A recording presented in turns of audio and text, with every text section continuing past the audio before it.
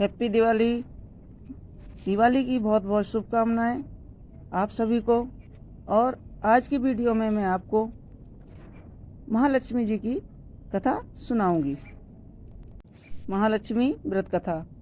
एक साहूकार था, उसकी एक बेटी थी। वह हर रोज पीपल सींचने जाती थी। पीपल में से लक्ष्मी जी निकलती थीं और चली जाती थीं। एक दिन लक्ष्मी जी ने साहूकार की बेटी से कहा कि तू मेरी सहेली बन जा। तब उसने कहा, मैं अपने पिताजी से पूछ के कल आपको बताऊंगी। घर जाकर पिताजी को सारी बात कही कि पिताजी बोले, वह तो साक्षात लक्ष्मी जी हैं, अपने को क्या चाहिए, सहेली बन जा। दूसरे दिन साहूकार की बेटी पीपल सींचने गई तो लक्ष्मी जी की सहेली बन गई। एक दिन लक्ष्मी जी ने उसको खाने का न्योता दिया। घर में आकर उसने अपने पिताजी से कहा कि मेरी सहेली ने मुझे खाने का न्योता दिया है। तब उन्होंने कहा कि सहेली के खाना खाने जरूर जाना, पर घर साफ सुथरा करके जाना। जब वह लक्ष्मी जी के घर वहाँ गई तो लक्ष्मी जी ने उसे साला दुसाला ओढ़ने को लिए दिए, रुपए रखने के लिए दिए, सोने की चौकी, सोने की थाली में भोजन, 56 प्रकार के भोजन करा दिए। खाना खाकर जब वह जाने लगी तो लक्ष्मी जी ने उसका पल्लू पकड़ लिया और कहा कि मैं भी तेरे घर खाना खाने आऊँगी। तो उसने कहा, हाँ आ जाना। घर जाकर वह चुपचाप बैठ गई। तब साहूकार ने पूछा कि बेटी, सहेली के यहाँ खाना खाकर आई है और उदास क्यों बैठी है? तो उसने बताया, कहा कि पिताजी, मेरे को लक्ष्मी जी ने इतना दिया, अनेक प्रकार के भोजन कराए, परंतु मैं कैसे खिलाऊंगी? अपने घर में तो कुछ भी नहीं है। तब साहूकार ने कहा कि जैसा होगा देखा जाएगा, परंतु तू गोबर मिट्टी से चौका देकर सफाई कर ले। 4 मुख वाला दिया जलाकर लक्ष्मी जी का नाम लेकर रसोई में बैठ जाना। लड़की सफाई करके लड्डू लेकर बैठ गई। उसी समय एक रानी नहा रही थी। उनका 9 लखा हार चील लेकर उठाकर ले आई और साहूकार की बेटी के पास 9 लखा हार डाल गई। बाद में वह हार को तोड़कर बाजार में गई और सामान लेने लगी।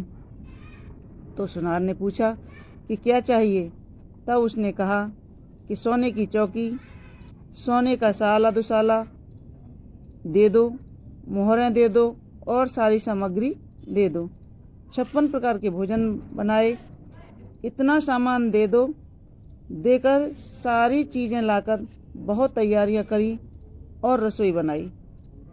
तब से गणेश जी से कहा कि लक्ष्मी जी को बुलाओ। तो आगे आगे गणेश जी और पीछे पीछे लक्ष्मी जी आईं। उसने फिर चौकी डाल दी और कहा, सहेली चौकी पर बैठो। तब जब लक्ष्मी जी ने कहा, सहेली चौकी पर तो राजा रानी नहीं बैठते हैं, कोई भी नहीं बैठता है, तो मैं कैसे बैठ जाऊं?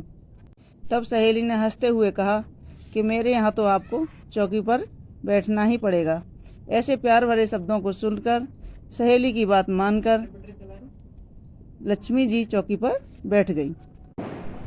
फिर लक्ष्मी जी चौकी पर बैठ गईं। तब उसने बहुत खातिर की। जैसी लक्ष्मी जी ने की वैसी ही उसने करी।